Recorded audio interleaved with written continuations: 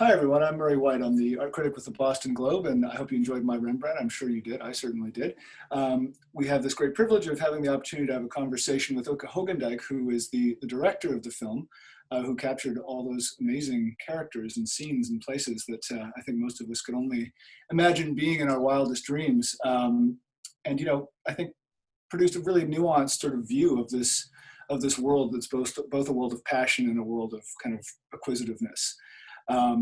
And that's really what struck me, I think, was that juxtaposition, and that it didn't condemn anybody for sort of their ambitions. It was this very kind of like subtle interplay, I think, of, somewhat crass acquisitiveness and very sort of deep emotional connection to the materials. So I guess I wanted to talk to you a little bit about sort of what you set out to do. Was it a situation where the characters guided you, or did you have a very specific idea of where you wanted to go with this before you began? Well, to get your film financed, you always have to have a very specific idea. Otherwise, you don't get the money to make it. Sure. So I did have an idea, but as when you're following people for years, it often happens, and it did happen in this case, that they bring you somewhere where you didn't expect to be brought. And this happened also with this film. But the idea I started with was, well, there are many films made on Rembrandt, the painter, the famous painter.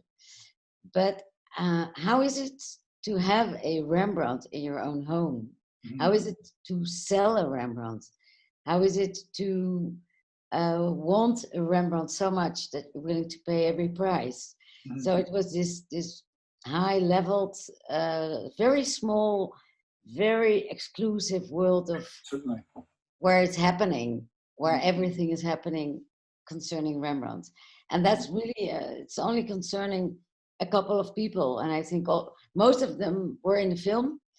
I think except for the Queen of England, she has two magnificent Rembrandts, but she didn't want to, she didn't invite me to come over. Did you ask? I'm curious, what is that process? Well, came very close because the Duke of Buccleuch, who's very familiar with her, who was in the film, but he said when you would do so, she wouldn't do it. It would be somebody from her staff.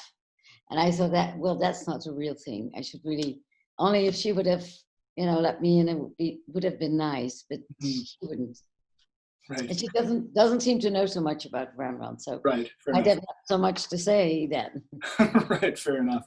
I mean, it's interesting. I think one of the things that you mentioned was, one of the driving forces of the film that we can all see is this desire to have and to hold a Rembrandt and to do almost anything to get it.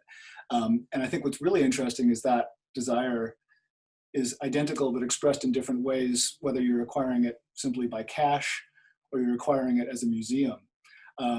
And I was very sort of interested. The Rijksmuseum curator, whose name I have written down, but I've now forgotten. Akkodibits. Yes, exactly. I mean, that scene of him going to the Duke of Buccleuch's home and lying on the floor, and I mean, it's really, at the expense almost of his own dignity, he's almost being toyed with, as though a mouse with a cat. I didn't get the last phrase. Can you? Oh, I said it's almost as though he's being toyed at. He doesn't have necessarily the money to even the museum may not have the money to acquire that painting, but he's willing to sort of sacrifice his own dignity in some ways for the opportunity. Yeah, absolutely. But I think there's something very special with that painting of the Duke of Buccleuch, because also for me, it was the Rembrandt I really thought was the most beautiful, the most moving painting I've ever seen, because it's the expression of the woman, which is so serene, which is so, well, I was in the castle, the Duke's home, and I walked by it going to the breakfast room, and I was really like, how is it possible that I just made a bow to say, I couldn't pass it like that. So I think for Taco, I think there's a big desire to have that painting, but it's not for sale. But the Duke will never sell it because he's also in love with her. Right. But he's certainly willing to sort of play this game with divots, in a way string him along. And it's interesting, the power, it just struck me that the power is not just in the money involved in these things, but in this overwhelming emotional desire to have. Yeah, I think so too. And I think it's almost an obsession for some people. No, it's true. There's also Thomas Kaplan in the film who's really obsessed with Rembrandt as well. Mm-hmm. Well, I was going to move on to him because I think to me, this film is so driven by character. And I think some of the surprises that we find in the characters. And Kaplan is really interesting because he seems like this sort of, that almost like the archetype of the crass American kind of, acquirer of things. Yes. And then we learn what his mission truly is. So I'm curious to know, these are decisions you make as a filmmaker, is how to sort of introduce and unfold the characters of these people. And Kaplan, it turns out, has a mission that is not just about sort of keeping things hoarded away for himself, but to share them with the world. Yeah. Yes, that's right. And I think Thomas Kaplan has a mission. He's telling that in the film as well, that he has a mission to, to share his paintings and he says that Rembrandt can change the world. So that I liked a lot about him. Mm-hmm. And then some people see him in the film as there's old money and new money, mm-hmm. nouveau riche, and, but I don't know about his financial situation, and I wouldn't dare to say that he's nouveau riche, because I don't know. But I think that for him as a businessman, it was a great challenge, because he got the idea to buy them, and then he couldn't stop anymore, and he got obsessed and wanted to touch and kiss the painting. Right. There's that great scene where he talks about that, right? Yeah, I love that. I love it. And I think he's in the film, he's like a sort of light tone. Mm-hmm. He's just so happy, and there's so many problems with other characters in the film. Mm.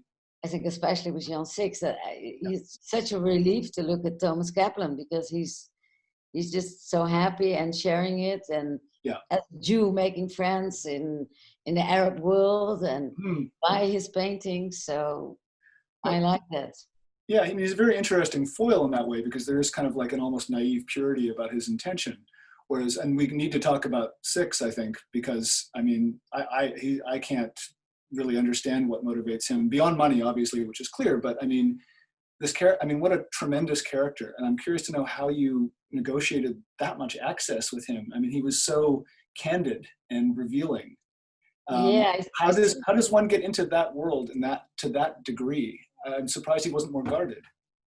Well, I think the thing was that when I think what you can tell of the character of Jan Six is that what I liked about him is that when I met him, he said, okay, I'm from this family whose ancestor in the 17th century was painted by Rembrandt. Mm-hmm. And this painting is hanging in the wall of his father's house, which is unique in the world. There's nobody else who can say that. Mm-hmm. So when I met him, he said, I have this name and I'm very famous. This family is very famous in Holland because, having your ancestor painted by Rembrandt on the wall is quite something. And it's one of the best Rembrandts in the world. Mm-hmm. So he said, I think there was a thing in his character, and which I liked a lot and found very intriguing, is that he wants to be more than just a name, Six, which is the family name. So he wanted to prove himself, and proving himself by his knowledge of Rembrandt paintings. And how can you prove yourself in that world? It's like when you discover a painting that's being on an auction for a little price and nobody knows it's a Rembrandt, and he's the one that sees it and discovers it. And so he was all over the newspapers in Holland, like you can see in the film, by his discoveries. Mm-hmm. So how did I get into this world? Well, I think this is not so difficult for me because it's a family from Amsterdam and I'm from Amsterdam. Right. And I have very good access to the Rijksmuseum. Mm-hmm. So they gave me a letter of reference, but then, Jan Six loved it to be in the film. Right. Because he wanted those eyes of the camera while he was doing this very exciting discovery work. Mm-hmm. Then, of course, nobody knew from the beginning that it would turn out, that would be art dealer accusing him of doing something wrong, and then that was really something that made it very difficult for a while to continue filming. Well, on that, I mean, continuing filming, but also to finish the film, and it's been released in Europe. I'm curious to know what kind of feedback you've gotten from your subjects. I mean, is there, were they concerned in any way? I mean, what do you hear from them at all, or have they let it go? No, there was a lot of feedback, because I actually had a great premiere in the finest theater from Amsterdam, Carré Theater, and they were all there. I was very happy that, I mean, most of the people were there, and Jan Six was there, and the Duke was there. Baron de Rothschild wasn't there; he couldn't make it. But yeah, I think the Duke was very happy with the film, The Duke of Buccleuch. He was really loved it. And then Jan Six, the young Jan Six, he also liked it, but of course it was a little bit painful as well. Yeah. He was very, I really liked his attitude, that he surmounted it. They was there, and he was even on the stage, because we had a Q&A afterwards with the main characters. So I was really, the thing that makes me the most happy is when everybody is okay with the film. I mean, I couldn't sleep when they wouldn't be. Yeah, I'm sure. I mean, this is the thing. He obviously is somebody who can appreciate nuance, because he among all of them, I think, is the most complex character. Because he is this extraordinary expert. He is somebody who has an eye. He is this person with this remarkable personal history with this artist and the work, and yet he's in this position of kind of the commercialization of the work too. There's that scene when he's just I think he's standing in his kitchen with his father, and he's talking about kind of essentially stealing this painting from Christie's, and how are they going to react, and what are they going to sue me? I mean, he was giddy with the idea that he kind of put one over on the auction house. Was my feeling. And so you kind of, at least I found myself oscillating between like this person who has such knowledge and truly such passion, but is also a bit of a shark in some ways. Yeah, I see what you mean. And I think that now what you're mentioning is really what made me so happy when he decided to participate in the film, because I knew that, I thought, when he's in my film, it's going to be, I wanted to make an art thriller. I wanted to make it.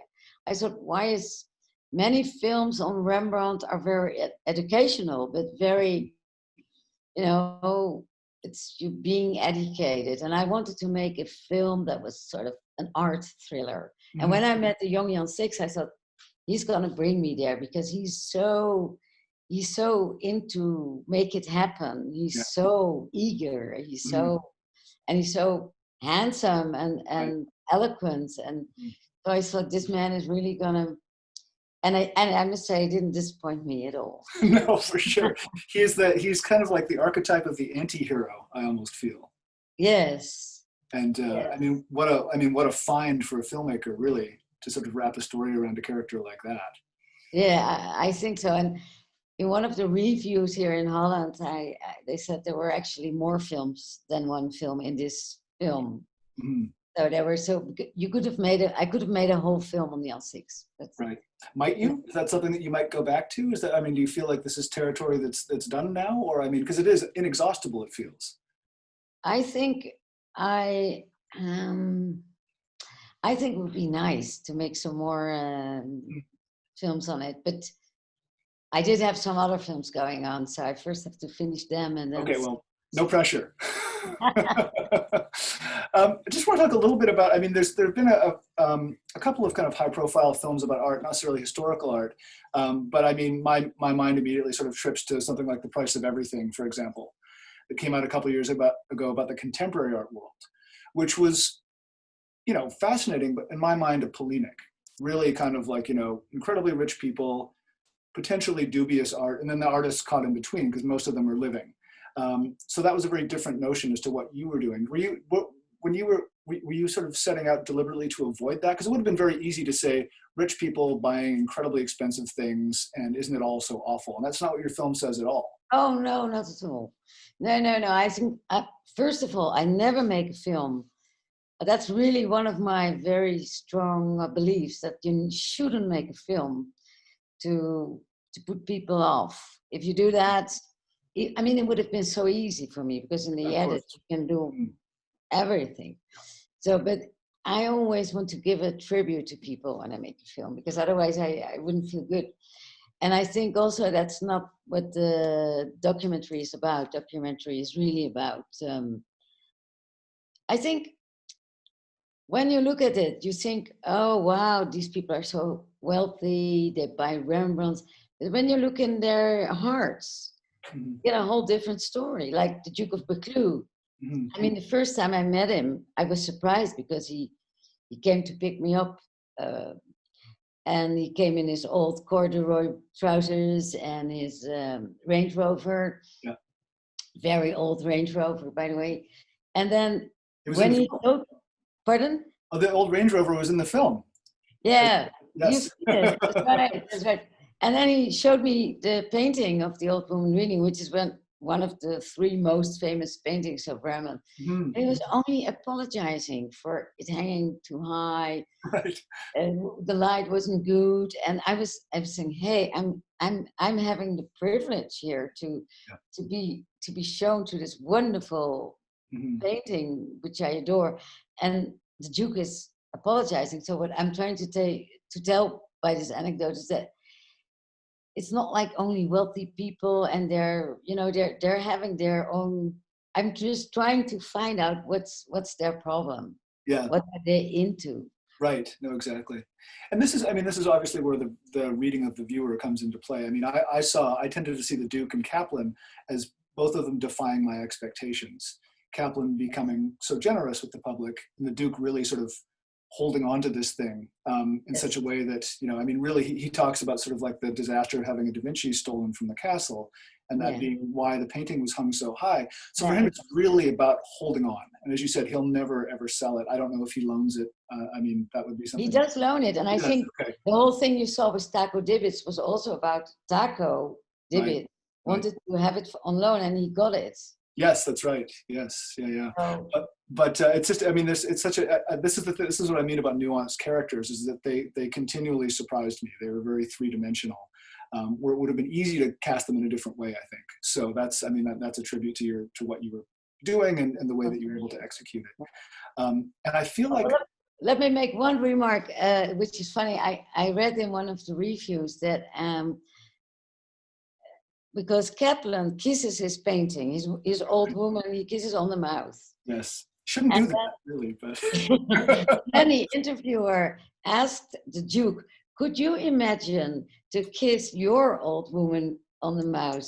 And then the Duke answers, "I think one would get a very frosty look." One would do that. Yeah. I like that a lot about the Duke. Wonderfully chilly British properness. I love that. Yeah, exactly. But one of the things that I wanted to talk about a little bit was that, just speaking of the Duke, was that opening scene, which sets the tone. I'm just visually, just aesthetically. I mean, I had read a couple of the reviews before I watched it, which I know you shouldn't do, but anyways. And there's talk about sort of, again, the sort of acquisitiveness and the wealth and that sort of thing. But that opening scene is really about, slowing that down and addressing the passion. And he talks about the presence of the piece. And I mean, he really has a very pure relationship with this painting, which was so fascinating to me. So as a filmmaker, you make the choice of how to open. Was that intentionally sort of to set that tone? Yes, I hope everything in my film is intentionally, but I didn't know that when I wrote the scripts. I mean, that's what you find out when you look at your uh, rushes Mm-hmm. and you're starting to edit, and you think there's something magical about him sitting in that No. Winnie the Pooh castle, sort of. It's a remarkable place. And then, you hear the floors are making noises and the doors, and Mm-hmm. then we thought, that's the creative part, of course, where you really try to set the tone, exactly like you mentioned. And that always takes a lot of time to find that right scene to open your film. And in this case, it quite took a long time to find it, the right scene to open in. exactly. Yeah, and it's that balance. I mean, you spent time with conservators as well as historians as well as auctioneers. I mean, it was really a very sort of rounded portrait, I think, of this world.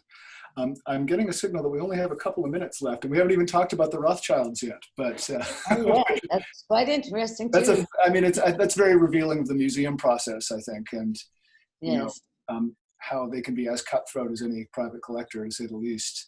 But I guess I would say, I mean, we will all read, as with any piece of art, we will all read this film in our own way. And I don't want you to sort of color the viewing of anybody. But if you had one thing that you had hoped was a takeaway from this movie, what would it have been for you? If you had a thesis. Yeah, well, I think it would, I hope that even young people, that you would really be affected by the love for Rembrandt. Mm-hmm. Because I think it's somehow it really gets into you when you go close. Because with a camera you can go so much closer to painting than with the eye. Yeah. So when you look at, for instance, the opening and you see that face of the old woman reading, I mean, to me, I really love that painting so much. And then I hope that people that see the film will maybe, if they haven't been to the Rijksmuseum or they don't know so much about Rembrandt, that they will start to love it and get curious and maybe come by. Yeah, and inspired by this wild passion that these people have, which is really what it is. Yeah, that's what I mean, exactly. Yeah, exactly.